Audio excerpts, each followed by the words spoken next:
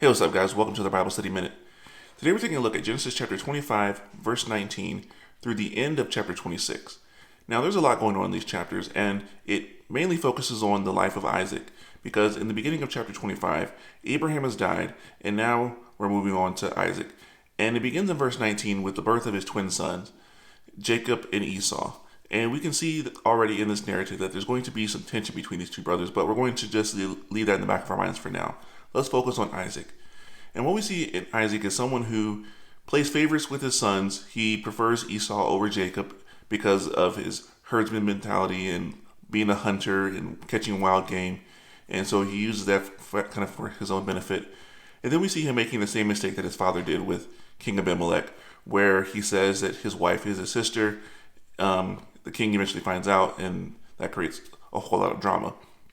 But the most important thing that we see here is that the Lord reaffirms the covenant that he made with Abraham. And the beautiful thing here is that God isn't making this covenant with Isaac because of anything that Isaac has done. He's making this covenant because of what his father Abraham did. God is keeping his promise to Abraham. And so it doesn't really matter what Isaac does because we see him messing up a whole lot in these chapters and what we're going to see going forward.